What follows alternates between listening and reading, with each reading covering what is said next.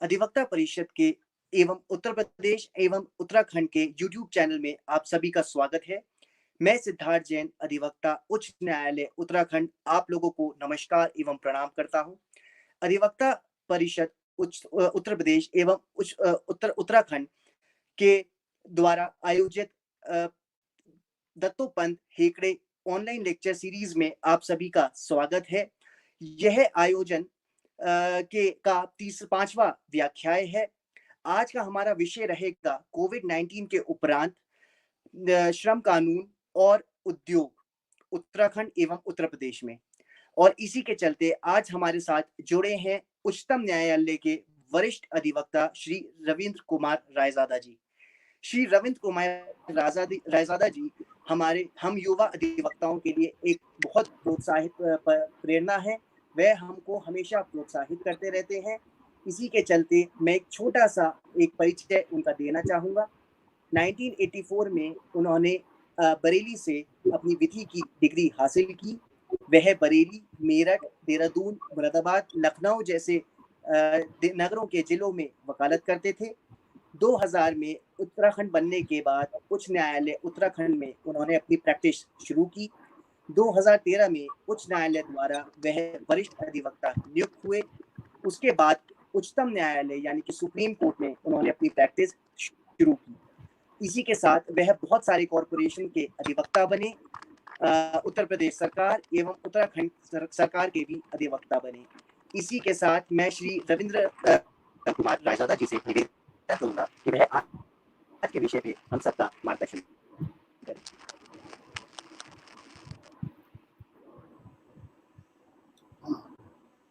कोविड-19 के इस वातावरण में, इस वैश्विक महामारी के वातावरण में आप सबके मध्य आना और इस महामारी के बाद उत्पन्न होने वाली औद्योगिक स्थिति से अपने विचारों को आपको अवगत कराना, ये सब कुछ एक अचानक से हुई घटनाएं हैं और विश्व में शायद मानव सभ्यता के इतिहास की ये सबसे गंभीरतम घटनाओं में से एक है। इसके सामाजिक, राजनीतिक, आर्थिक कुप्रभाव हैं। पूरे विश्व की आर्थिक व्यवस्था विपरीत रूप से प्रभावित हो रही है। पूरी वर्ल्ड इकोनॉमी रिसेशन में है।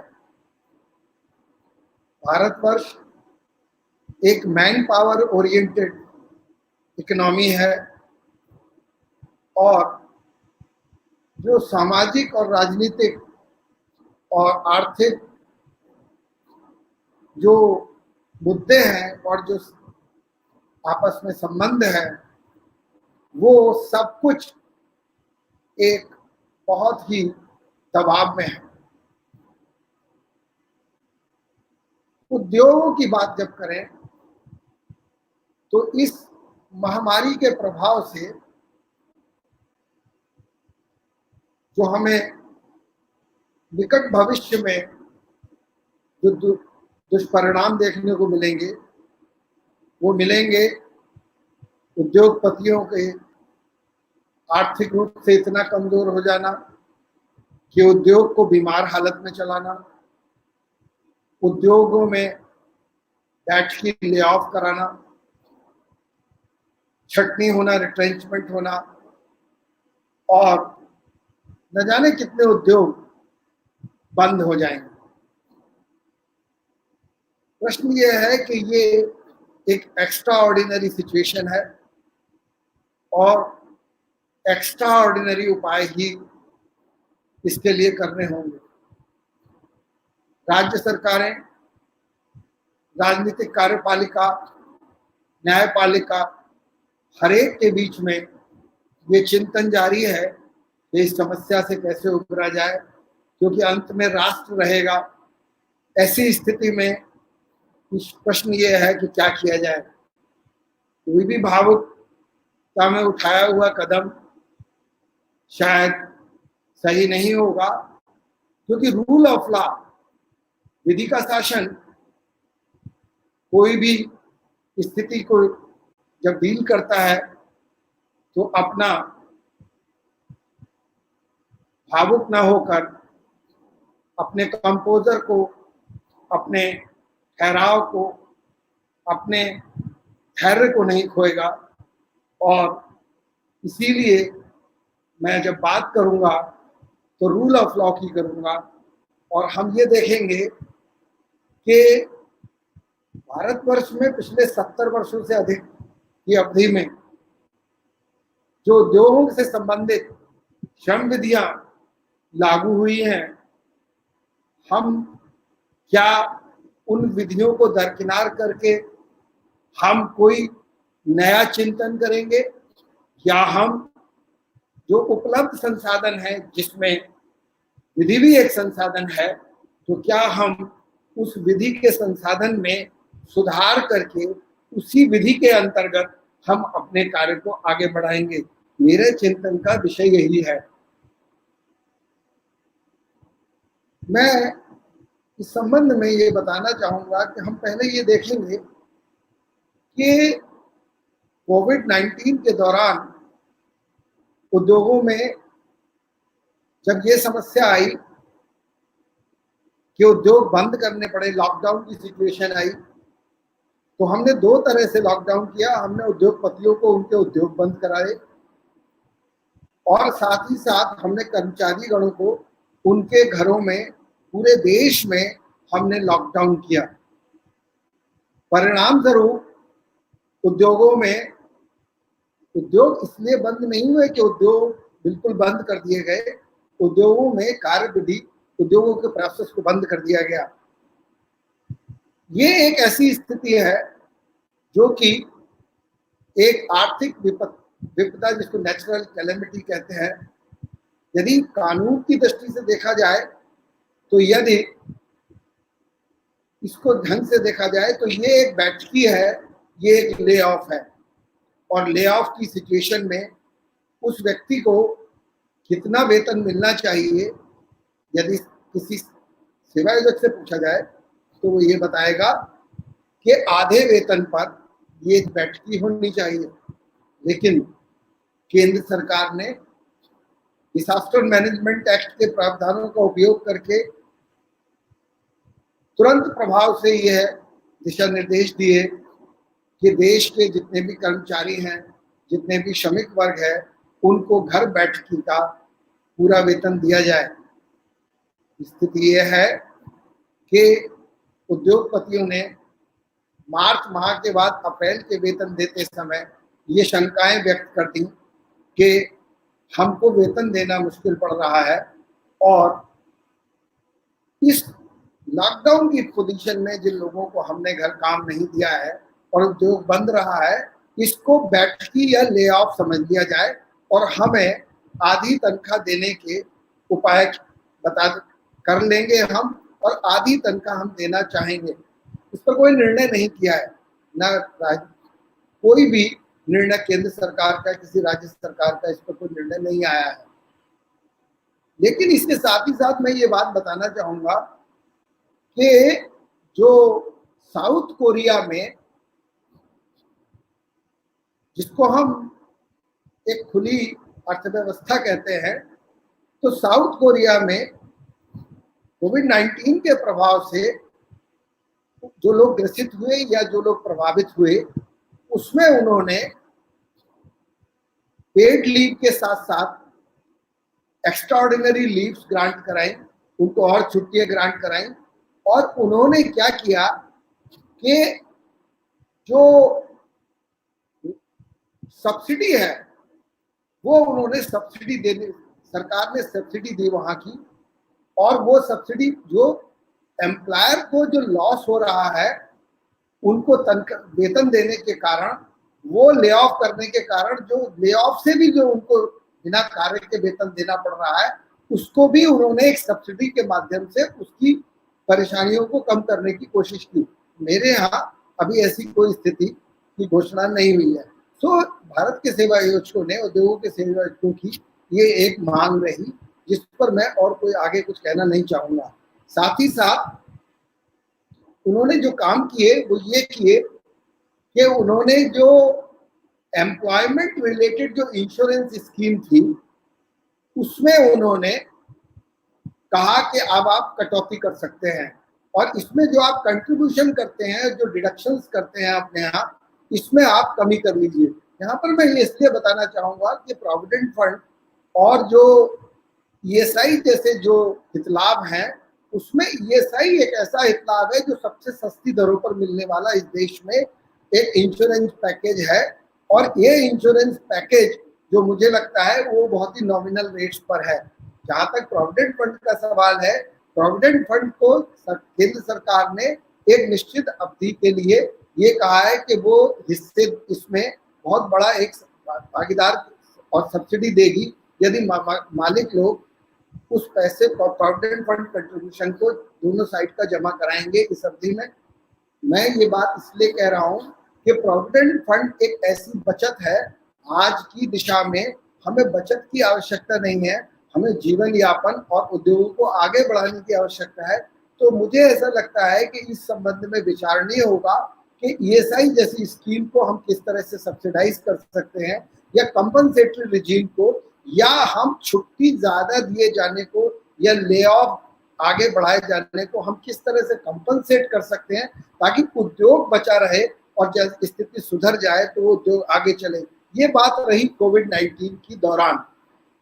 लेकिन कोविड-19 6 महीने 1 साल में यदि चला भी जाएगा, जैसे कि संभावनाएं कम है, आगे स्वास्थ्य संबंधी सूचनाएं ही बता पाएंगी कि हम इसमें आगे कितना बढ़ पाएंगे। इस संबंध में मैं ये बताना चाहूंगा कि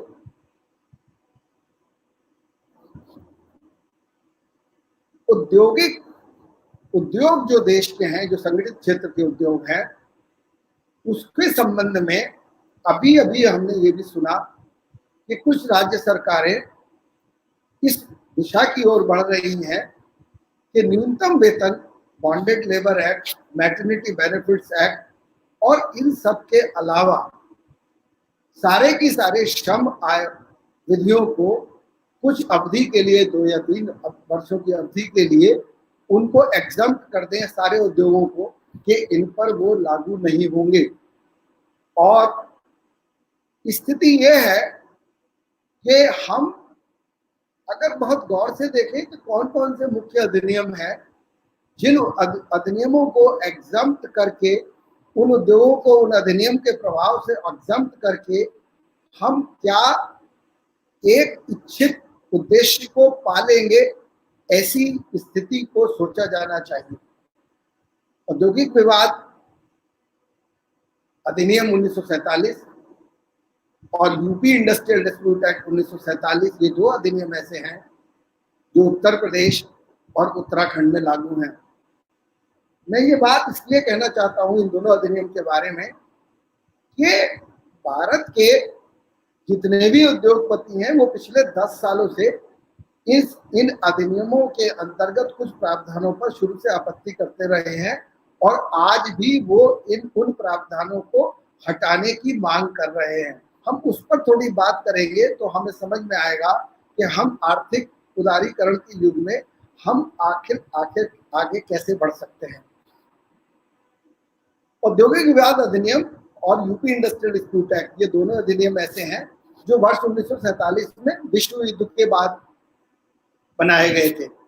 यदि इसकी प्रस्तावना को बहुत गौर से पढ़ा जाए, यदि इसके रीजंस एंड ऑब्जेक्ट्स को आप बहुत गौर से देखेंगे, तो इन अधिनियम को लागू करने का कारण ही ये था कि द्वितीय विश्व युद्ध के बाद पूरे देश में ये जरूरत समझी गई, विश्व में समझी गई कि उत्पादन को बढ़ाया जाए, साथ ही साथ उद्योगों के उत्पादन के साथ को बढ़ाने का एक ही युक्ति तरीका है को उद्योग चलता रहे, लेकिन साथ ही साथ जो भी नियोजन के अवसर उपलब्ध हो, उन नियोजन के अवसरों को संरक्षित भी किया जाए, ताकि उद्योग और जो श्रमिक वर्ग है, जो कर्मचारी वर्ग है, वो एक सुरक्षा के साथ उन उद्योगों में काम कर पाए। और ताकि उद्योग और श्रमिकों के बीच में सामंजस्य के द्वारा आगे बढ़ा जाए। ये प्रस्तावना विश्व युद्ध के बाद की है। मैं ये बात इसलिए कह रहा हूं कि विश्व युद्ध के बाद जो नियोजन में और उद्योगों की कमी में की जो विभीषिका आई थी, उससे कुछ ज्यादा या कम इसका आकलन तो भविष्य ही करेगा, लेकिन इसी तरह की एक समस्याओं से निपटारे के लिए औद्योगिक विवाद अधिनियम और उत्तर प्रदेश औद्योगिक विवाद अधिनियम को लागू किया गया। आगे मैं राज्य कानून 1947 और केंद्र कानून 1947 के रूप में इनको बताऊंगा। मैं ये बात एक बात जरा सोचिए कि राज्य के कानून जो 1947 में बना राज्य में, उसमें ये लिखा था कि केंद्रीय कानून इन सब बातों से डील करने में अभी सफल नहीं, अच्छी तरह से ठीक से सफल नहीं हो रहा, इसलिए हम राज्य का कानून बनाते हैं। और ये यूपी इंडस्ट्रियल डिस्प्यूट एक्ट 1947 को उन्होंने इनेक्ट किया। इसमें कुछ ऐसे प्रावधान हैं जिन प्रावधानों को राज्य सरकार शायद अच्छी तरह से इस्तेमाल कर सकती है कोविड के दौरान और कोविड के बाद भी। और जैसे मैं आपको बता देना चाहूंगा, सेक्शन 3 है यूपी इंडस्ट्रियल डिस्प्यूट एक्ट में, उसके अंदर एक चीज है ये public safety, maintenance of public order, services essential to the life of the community for maintaining employment, public interest जैसे मुद्दों पे राज्य सरकार को आदेश देकर यह अधिकार दिया गया है कि वो यह आदेश दे सकते हैं कि ना तो किसी उद्योग में अब भविष्य में एक अवधि के लिए ना हड़ताल होगी और ना कोई लॉकआउट किया जाएगा। साथ ही साथ उसमें एक प्रावधान और दिया गया है कि सेवा योजकों और श्रमिकों को एक निश्चित अवधि के लिए इस आपातकालीन स्थिति में ये बाध्य किया जा सकता है कि वो एक उल्लिखित सेवा शर्तों का पालन करेंगे। लेकिन अभी हमने इस तरह के आदेश धारा 3 के अंतर्गत अभी हमें देखने बाकी हैं उत्तर प्रदेश सरकार या उत्तराखंड सरकार से, जो कि वो सेवा शर्तें हो सकती हैं जो सेवा शर्तें industrial employment standing orders act की सेवा शर्तों जो उसमें प्रमाणित स्थायी आदेश बनाए गए हैं, उन सेवा शर्तों से बाहर जाकर भी बनाई जा सकती हैं, उन सेवा शर्तों से अलग बनाई जा सकती हैं। और इसके लिए एक विस्तृत रूप से एक परियोजना बनाकर हम धारा 3 के अंतर्गत राज्य सरकार इस प्रदेश में आर्थिक उदारीकरण के हितों से एक टेम्परेरी रूप से, क्योंकि ये सेक्शन 3 के बारे में सर्वोच्च न्यायालय ने व्याख्या दी है कि ये अस्थायी समस्याओं को और अस्थायी अवधि के लिए इस तरह के आदेश जारी किए जा सकते हैं, लेकिन हमने अभी इस तरह के कोई आदेश देखे नहीं है। अब हम केंद्र के औद्योगिक विवाद अधिनियम पर पहले आएंगे। मैं ये बात इसलिए कहना चाहता हूं कि जब वर्ष 1953 के आसपास एक संशोधन किया गया था और ये बात मानी गई थी कि उद्योगों में छटनी एक आवश्यक विषय होगा। देश में गिरते हुए उद्योग, देश में प्रशासनिक व्यवस्था को सुदृढ़ करने के लिए उद्योगों के पास अगर ज्यादा श्रमिक हो जाए तो उनको कम करने की या कम श्रमिकों से काम चलाया जाए, तो ऐसी स्थिति में एक छटनी के प्रावधान 1953 में डाले गए, रिट्रेंचमेंट के प्रावधान। और उसमें यह कहा गया कि छटनी की जा सकती है, लेकिन छटनी की अवस्था में उस व्यक्ति को साल भर की नौकरी करने पर 15 दिन का एक छटनी भुगतान किया जाएगा, छटनी मुआवजे का भुगतान किया जाएगा।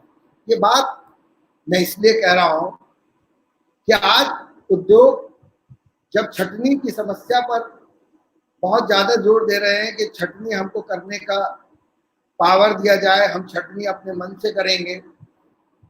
तो उसी तरह ये बात मानी गई कि 15 दिन का वेतन एक बहुत कम वेतन है छटनी भत्ते के रूप में, और मजदूर आंदोलन ये बात कह रहा है कि ये 15 दिन की अवधि को आगे बढ़ाया जाए और ये 45 दिन तक की अवधि की जाए। मैं ये बात इसलिए कहना चाहता हूँ कि ये छटनी भत्ता केवल कोई पुरस्कार स्वरूप नहीं दिया जाता है किन्हीं सेवाओं के लिए। ये छटनी भत्ता उसको जो उसका नियोजन खत्म होगा और उसमें बेरोजगारी जो आएगी, वो उस बेरोजगारी से कुछ समय तक जुझारूपन की अपनी एक आदत के तहत वो कुछ दिन अपने इससे काट लेगा, क्योंकि उसे नियोजन की संभावनाएं कम है। और जब तक उसे नियोजन नहीं मिलेगा वो कोशिश करेगा कि कुछ न कुछ एम्प्लॉयर द्वारा उसको छटनी भत्ता कुछ भत्ता दिया जाए, जिसको कि हम बेरोजगारी भत्ते के रूप में मान सकते हैं कि उसकी बेरोजगारी की अवधि में वो इसका काम चला लेगा। ऐसी स्थिति में हम ऐसा कोई कानून जिसमें हम ये भी कहें कि औद्योगिक विवाद अधिनियम नहीं लगेगा और उसमें छटनी भत्ता जैसे प्रावधान भी उपलब्ध नहीं होंगे, तो ऐसी स्थिति में चलते हुए उद्योगों में छटनी होने के क्या दुष्परिणाम होंगे, ये बात मैं आप सब पर छोड़ता हूँ। आगे आइए, ले ऑफ। तो ले ऑफ की बात जब करते हैं हम, बैठकी की बात, तो इसमें भी आधा तनख्वाह देने का प्रावधान है। इसमें भी वही स्थिति है कि यदि किसी व्यक्ति को काम न दिया जाए और काम न दिए जाने के बाद एम्प्लॉयर द्वारा ये कहा जाए कि हम काम नहीं ले पाएंगे आपसे, तो सीधे सीधे अगर आप सेंट्रल एक्ट में सेक्शन 25C देखें तो उसके अंदर ये लिखा है कि ये 50 आदमियों से ऊपर के उद्योग पे लगेगा। और 50 आदमियों से, ये अगर हम 50 आदमी से ऊपर के उद्योग की बात मानेंगे, श्रमिक 50 आदमी से ऊपर का श्रमिक जहाँ नियोजन होंगे वो लघु उद्योग होगा या मीडियम स्केल इंडस्ट्री होगी। तो ऐसी स्थिति में यदि बैठकी वहां होने लगेगी तो हम एक 50% तनख्वाह का जो उसका एक अधिकार है तो उस पाने का, ताकि वो भूखा तो नहीं मरेगा। ऐसी स्थिति में मैं ये बात इसलिए कह रहा हूँ कि ये अधिकार भी छीनने की बात अगर की जाए तो इसके कितने दुष्परिणाम होंगे, ये बात सोची जा सकती है। इसी के साथ जरा आप ये सोचिए कि आज यदि ओवर टाइम की कल्पना ये की जा रही है कि 8 घंटे की जगह सोशल डिस्टेंसिंग के युग में ये माना जा रहा है कि 50% तनख्वाह दे, 50% स्ट्रेंथ के साथ हम अपने उद्योगों को चलाएंगे। तो 50% उद्योगों के साथ अगर उद्योगों को चलाएंगे और हमें 24 घंटे प्लांट चलाना है, तो ऐसी स्थिति में 8 घंटे का कार्य लेकर 4 घंटे का ओवर टाइम कराने पर हम उसको सिर्फ 4 ही घंटे का वेतन की व्यवस्था कर रहे हैं, तो उसे 12 घंटे का वेतन मिलेगा और उसे over time double the rate नहीं मिलेगा। तो ऐसी स्थिति में अगर ये कोई स्थायी व्यवस्था के रूप में अगर चला जाएगा तो इसके दो परिणाम होंगे। एक तो एक्सेसिव वर्किंग आवर्स में उसको न्यूट्रिशन वैल्यू उसकी कम मिल रही है उसको, और साथ ही साथ दूसरी उसके साथ एक और बात होगी कि ऐसे उद्योगों में छटनी की तरफ एक्सेसिव मैन पावर मैनेजमेंट शुरू हो जाएगा। और ऐसी स्थिति में छटनी अगर होने लगेगी, क्योंकि उद्योग फिर एक ही नियोजन पे एक ही पोस्ट पर 2 व्यक्तियों से काम देंगे जो 3 व्यक्तियों से काम देते थे, और 33% ऑफ द वर्कफोर्स सरप्लस हो जाएगी। और इसमें हम फिर छटनी मुआवजा और छटनी के प्रावधान भी गायब करेंगे। तो ऐसी स्थिति में क्या विकट स्थिति होगी, ये एक राजनीतिक कार्यपालिका को एक सोचने का विषय होगा कि क्या विधायिका के माध्यम से हमें इस तरह के स्थायी उपाय कोई हितलाभ देंगे। आगे बात करता हूं मैं अब क्लोजर की, क्योंकि क्लोजर के बारे में हमको ये समझना होगा कि क्लोजर के प्रावधान ये बहुत पुराने नहीं थे, और सर्वप्रथम ये क्लोजर के प्रावधान जब आए तो ये वर्ष 74 से पहले ही आ गए थे। 72 के आसपास ये प्रावधान आए होंगे। और ये प्रावधान जब आए थे तो ये माना गया था कि बंदी करने के लिए एक भारत के किसी भी उद्योगपति का जो उद्योग लगाता है और यदि वो नागरिक है तो उसे उद्योगों को बंद करते समय किसी कारण बताने की जरूरत नहीं है।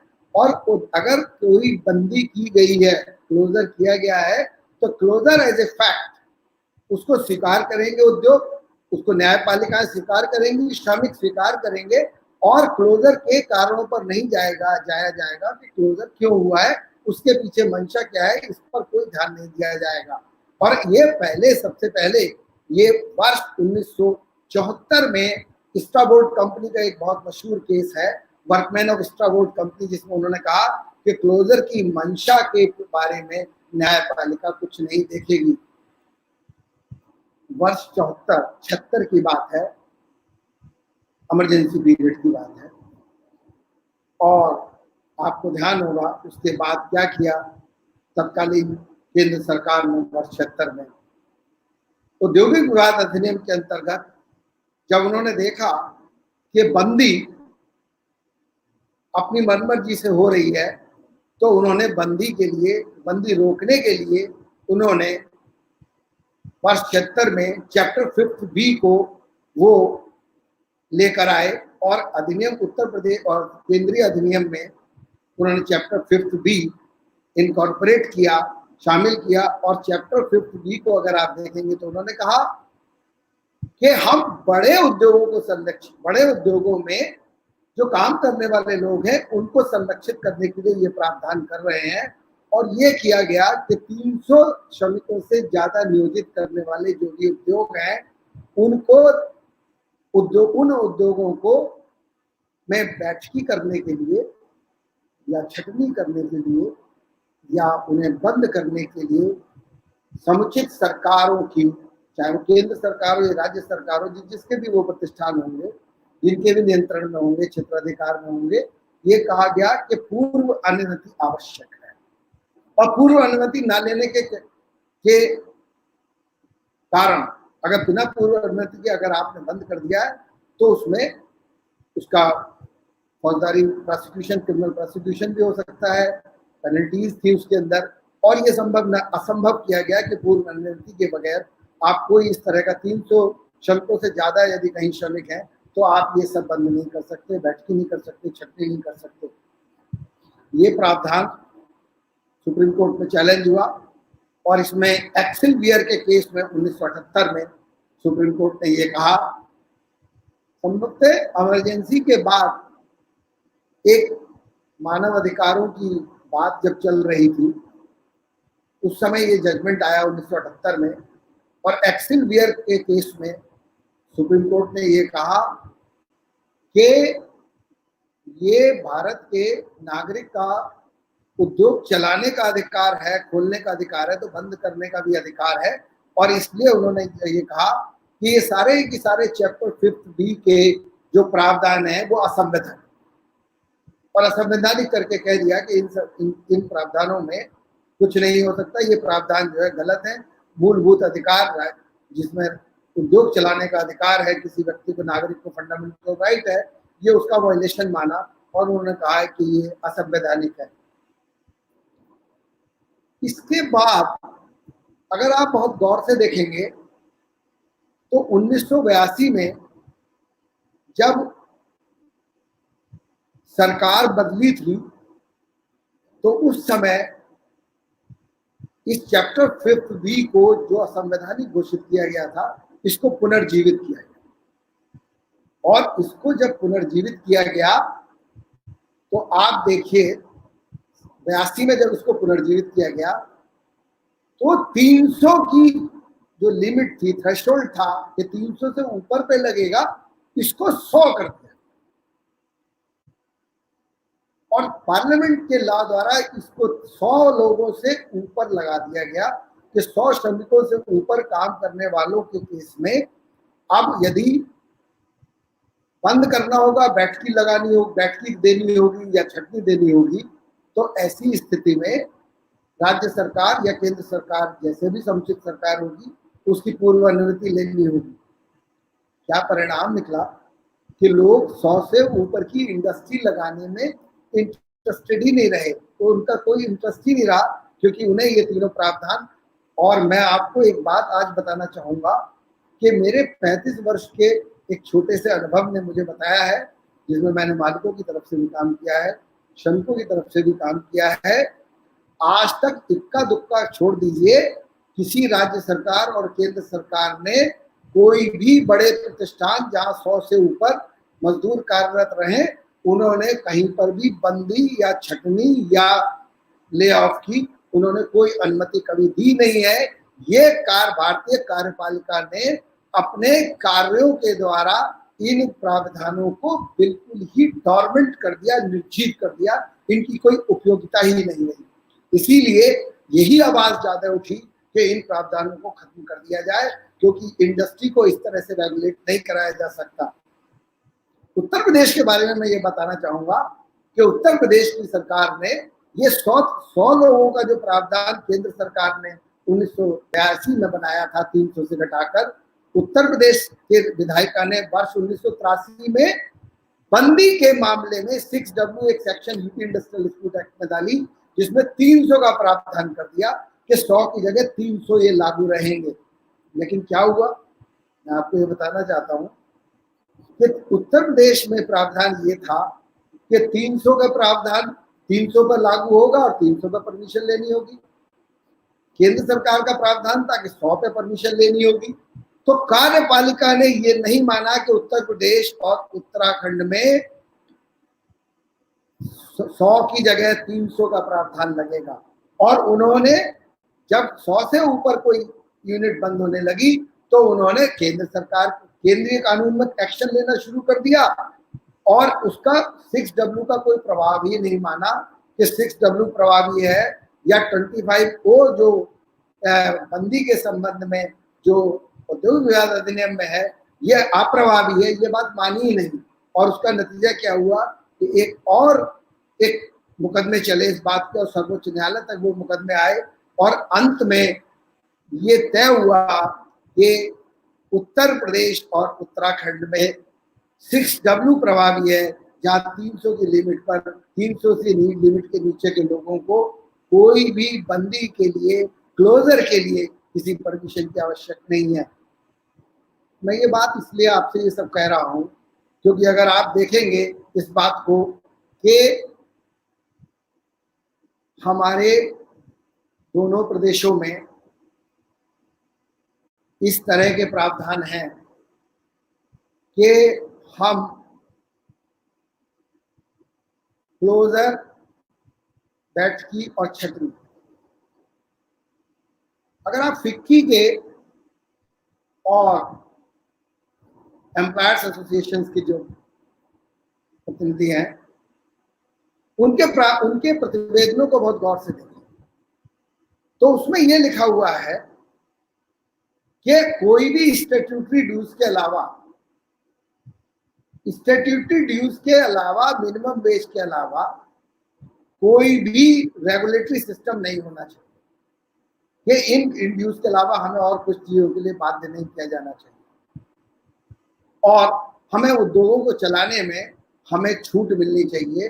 तो उन्होंने छूट काहे में मांगी कि लॉकडाउन के पीरियड को ले ऑफ में कन्वर्ट करने की परमिशन दे दी जाए, हमको छटनी अपनी मर्जी से करने की परमिशन दे दी जाए, उसके लिए किसी ये जो लिमिट है 100 की या 300 की, इसको न हटा लिया जाए, हम छटनी अपने हिसाब से हम छटनी खुद करना चाहेंगे, किसी परमिशन की जरूरत ना हो। क्लोजर हम जब करना चाहें तो हमको उसके लिए किसी परमिशन की जरूरत ना हो। लेकिन किसी भी उद्योग ने ये नहीं कहा कि औद्योगिक विवाद अधिनियम को खत्म कर दिया जाए। क्यों?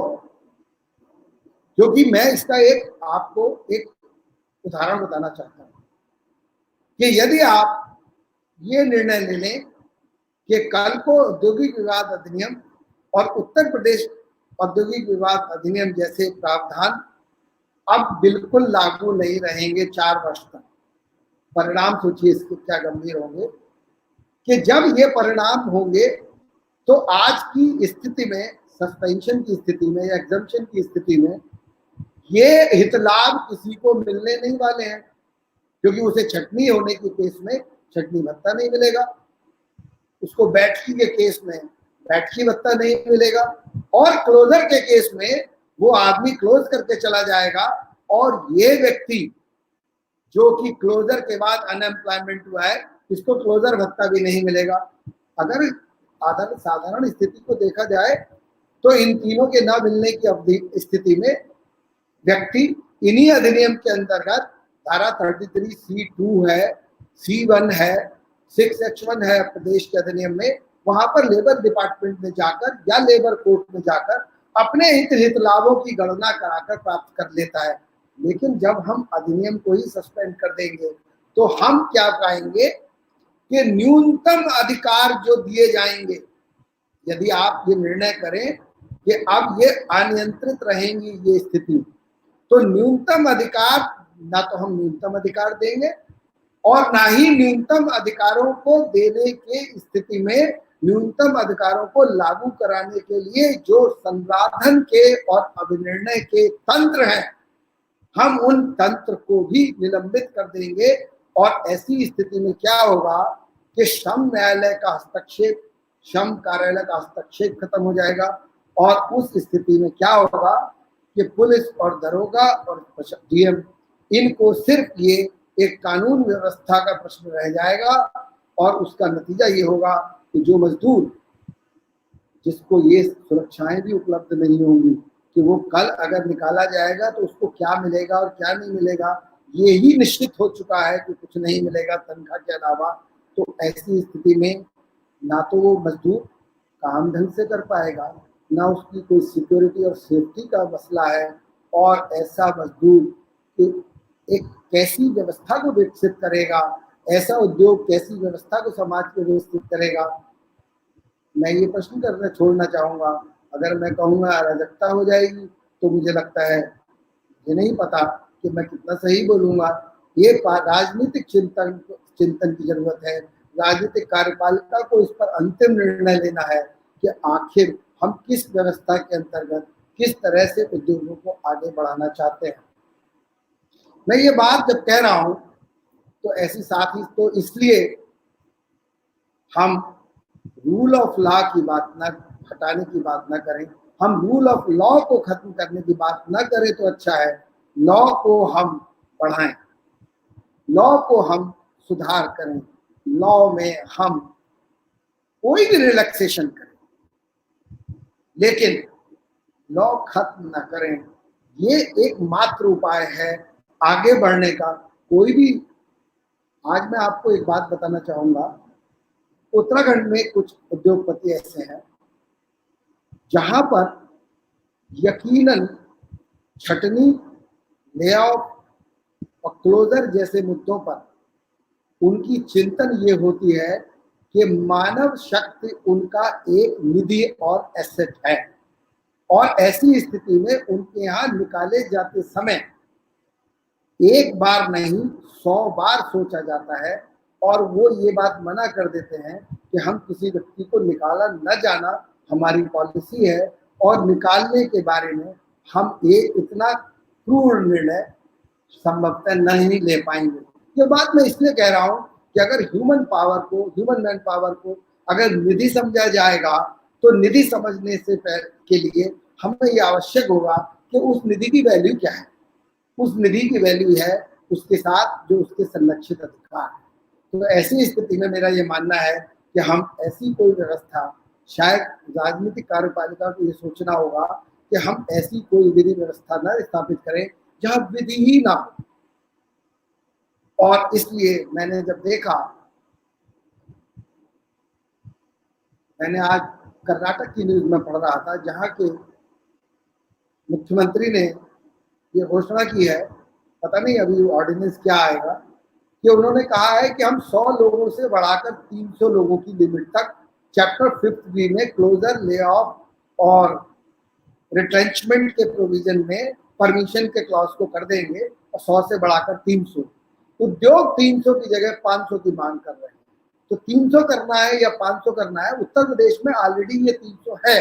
इस पर राजनीतिक कार्यपालिका को निर्णय लेना है। लेकिन हम अधिनियम को समाप्त अगर कर देंगे तो ऐसी स्थिति में ये जंगल राज की तरफ क्या हम नहीं बढ़ जाएंगे, मेरा ऐसा मानना है। साथ ही साथ मैं ये भी कहना चाहता हूँ कि चेंज इन सर्विस कंडीशन के बारे में, कि यदि वेतन संबंध में कोई भी उद्योगपति चेंज इन सर्विस कंडीशन करना चाहता है तो औद्योगिक विवाद अधिनियम में धारा 9A है, और 9A के साथ साथ कि किसी भी उद्योगपति 21 दिन का नोटिस देकर कोई भी सेवा शर्तों में परिवर्तन कर सकता है। लेकिन उसमें संसाधन वार्ता शुरू हो जाती है कि आप क्यों कम करना चाहते हैं। मतलब ये है कि कार्य आप क्यों चेंज इन सर्विस कंडीशन करना चाहते हैं, इसके लिए एक श्रम विभाग और श्रम न्यायालय इस पर विचार करता है, इसकी रीजनेबलनेस पर ध्यान देता है। केंद्र सरकार को, समुचित सरकार को, राज्य सरकार को धारा 9B में ये भी अधिकार है कि वो ये 9A सेक्शन को स्थगित कर सकती है कि उद्योगों पर नहीं लगेगी। तो यदि इस तरह के प्रावधान भी है तो राजनीतिक कार्यपालिका को यह सोचना चाहिए कि क्या कुछ उद्योगों में जो लगेंगे या जो लगने वाले हैं, जो इस समय लग चुके हैं, क्या कुछ उद्योगों को इस तरह की समस्या के समाधान कि तनख्वाह कम करना है या चेंज इन सर्विस कंडीशन करना है, तो क्या उनको इस तरह के प्रावधानों से एग्जम्पशन दिया जाए। तो ऐसी स्थिति में अधिनियम में ही प्रावधान है 9B में कि 9A के प्रावधानों से मुक्त कर दिया जाए। ऐसे ही यूपीआईडी एक्ट में भी है, और 4I का प्रोविजन है यूपीआईडी एक्ट में। 4I में बिल्कुल सेम प्रोविजन है कि 4I के प्रोविजन की मदद से ये भी कर सकते हैं कि हम सर्विस कंडीशन बदल सकते हैं, और अगर आप वो भी 21 दिन का नोटिस देंगे या सेटलमेंट अगर कहीं पर है तो देना मुश्किल है, तो ऐसी स्थिति में ऐसे इस प्रकार के उद्योगों को एक्सेप्ट करने का भी प्रावधान है कि वो उद्योग जो है 4J में एग्जम्प्ट कर दिए जाएं। मैं ये बात इसलिए कह रहा हूं कि अध्यादेश लाने की संभवतः जरूरत नहीं है, ये कार्यपालिका को कार्य करने की जरूरत है कि वो ये सॉल्यूशन दे कि हम उद्योगों को कैसे बढ़ाएंगे, क्योंकि ये अधिनियम 1947 जो बना था जिस पृष्ठभूमि में, ये सारी की सारी आपदा जैसी स्थितियों से निपटने में सक्षम है, और इन अधिनियम का इस्तेमाल करके हम आगे बढ़ सकते हैं। ये बात किसी भी उद्योग को इन्वेस्टमेंट के लिए निरुत्साहित नहीं करेगी। वक्त है कि हम इन सारे अधिनियम के अंतर्गत ये बात दिखाएं कि हम इसमें आगे जा सकते हैं और किस तरह से आगे जा सकते हैं। अब मैं एक बात और बताना चाहूंगा क्योंकि समय अब कम है। पेमेंट ऑफ बोनस एक्ट में अब 31 मार्च को क्लोजिंग होने के बाद पूरे वर्ष में इस तरह की कोई स्थिति नहीं थी रिसेशन की, या थोड़ी बहुत रिसेशन की स्थिति रही होगी, लेकिन बोनस एक्ट के बोनस ड्यू हो गया है। ये अक्टूबर तक ये बोनस ड्यू हो जाएगा। अगर हम बोनस एक्ट को ही खत्म कर देंगे, क्या बोनस एक्ट कल से नहीं मिलेगा? तो ये बोनस तो ड्यू हो चुका है। ये प्रॉपर्टी है इंसान की, ये प्रॉपर्टी कैसे छिनेगी संभव नहीं है ऑर्डिनेंस के द्वारा। लेकिन इशू ये है कि हम इस बोनस को अक्टूबर तक बांटेंगे या नहीं बांटेंगे, इस पर चर्चा करके ये 2 वर्ष तक इसको निलंबित किया जा सकता है कि बोनस के बांटने की अवधि 2 वर्ष आगे बढ़ाई जा सकती है, जो 31 मार्च 2020 में हमने की है कि 2020 में जो ड्यू हुआ है 31 मार्च को। तो इस तरह के प्रावधानों से हम बोनस को विलंबित कर सकते हैं। पेमेंट ऑफ ग्रेच्युटी एक सेकंड बेनिफिट था, पेमेंट ऑफ थर्ड बेनिफिट था। फर्स्ट बेनिफिट रिट्रेंचमेंट कंपनसेशन था, सेकंड बेनिफिट प्रोविडेंट फंड था, थर्ड बेनिफिट ग्रेच्युटी थी। हम इन बेनिफिट्स को विलंबित कर सकते हैं कि हम किस तरह से ग्रेच्युटी अब कब मिलेगी या किस तरह से हम इसको बोनस को कैसे बांटेंगे या इसको आगे कैसे। लेकिन ऐसा कोई भी कदम मत उठाया जाए जिससे कि संरक्षित अधिकारों को खत्म किया जाए। रेगुलेटरी बॉडी, रेगुलेटरी रिजीम को खत्म करने की जरूरत है ताकि उद्योगों को खुली हवा में सांस लेने का मौका मिले। लेकिन जो संरक्षित अधिकार हैं जैसे रिट्रेंचमेंट कंपनसेशन है, इस पर एक रीजनेबल 15 दिन की जगह इसको आगे बढ़ाने की जरूरत है। उसे चाहे 30 दिन करना है, 45 दिन करना है, बहुत तेजी से इसकी मंत्रणा करके इस पर निर्णय लेने की जरूरत है। ये मेरा एक समझदारी है और मैं ये बात कहना चाहता हूं कि यदि हमने इस पर तत्परता दिखाई तो ये कार्यपालिका के द्वारा शीघ्रता करने की जरूरत है एक 1 पेज ऑर्डिनेंस लाकर इसमें समस्याएं ही उत्पन्न होंगी। मेरा एक मानना इसमें और भी है, क्योंकि विभिन्न राज्यों द्वारा अपने अपने स्तर पर सामूहिक निर्णय नहीं हो रहे हैं, वो न इंडिविजुअल निर्णय हो रहे हैं। ऐसी स्थिति में केंद्र सरकार को एक सघन और सुसंगठित ढंग से एक गाइडलाइन जारी करना चाहिए, एक मॉडल इंस्टीट्यूट बनाना चाहिए, जिसके आधार पर राज्य सरकारों को प्रेरणा स्वरूप ये पता चले कि आगे इस देश में कैसे आगे बढ़ना है। और वो उन्हें ये भी, क्योंकि एंट्री 22, 23, 24 अगर आप देखेंगे, ये concurrent list 7th schedule of the constitution में दोनों सरकारों को अधिकार है कि वो कानून बनाएं, लेकिन केंद्रीय कानून के कॉन्ट्रेरी, उसके विपरीत राज्य सरकारों को द्वारा कानून बनाने में ये कंफ्यूजन की सिचुएशन भी आएगी और साथ ही साथ कॉन्फ्लिक्ट की सिचुएशन भी आएगी। इसीलिए मेरा ये एक सोच है, जिस पर हो सकता है लोग चिंतन करें, कि केंद्र सरकार को इसमें कोई ना कोई एक समग्र विचार करके एक बहुत ही शीघ्रता के साथ एक पॉलिसी लाना चाहिए और वो मॉडल एक्ट आना चाहिए। जैसे हम सीलिंग में हम एक लाए थे इस पूरे देश में एक एक्ट, और हम जो जिस तरह से लाए थे कि हमने वो मॉडल एक्ट बनाया था, एक राज्यों से कहा गया था कि आप इसे लागू करिए। ऐसी ही स्थिति में हम केंद्र के औद्योगिक विवाद नीति के रूप में हम एक ऐसी चीज लाए, क्योंकि extraordinary situation, extraordinary measure की आवश्यकता है। और मुझे हो सकता है कि मेरे श्रम संगठनों को ये बात, इसमें ज्यादा बात पसंद ना आए, उद्योगों को भी ये बात पसंद ना आए, लेकिन दोनों ही एक्सट्रीम पोजीशंस पर, दोनों ही पोल अपार्ट पोजीशन से, ध्रुवीकरण से, विचारों के ध्रुवीकरण से मेरा ये मानना है शायद हम किसी अच्छे नतीजे पर नहीं पहुंचेंगे। यही मेरा एक समझदारी है। मुझे आपने इतनी देर सुना है, मैं आप सबका बहुत बहुत आभारी हूँ। और मेरा एक छोटा सा विचार तो ये, मैंने ये जो कोई भी बात कही है, ये अपने उस अनुभव के आधार पर कही है जो मैंने देखा है। मैं आपको आज एक बात बताना चाहूंगा, अपनी बात खत्म करूंगा, कि हड़तालों और लॉकआउट की स्थिति में या किसी भी औद्योगिक अशांति की स्थिति में शायद हर व्यक्ति ये बात चाहता है कि लेबर डिपार्टमेंट या श्रम न्यायालय इस बारे में कोई विचार करके और कुछ दोनों को समझाकर किसी स्थिति को पैदा करे, ताकि दोनों पक्ष उद्योग को चला सके और उद्योग आगे बढ़ सके। हम एक सुव्यवस्थित व्यवस्था को निस्तेनाबूद करके, एक खत्म करके हम किसी और व्यवस्था की ओर का निर्माण करें, उसका वैकल्पिक निर्माण कहीं पर भी नहीं है। वैकल्पिक निर्माण की कोई भी सोच अभी तक मैंने कहीं किसी पटल पर देखी नहीं है। इसलिए मेरा ये अनुरोध है कि हमें विधि के अंतर्गत सुधार की बात सोचनी चाहिए, विधि को समाप्त करने की बात नहीं सोचनी चाहिए। धन्यवाद।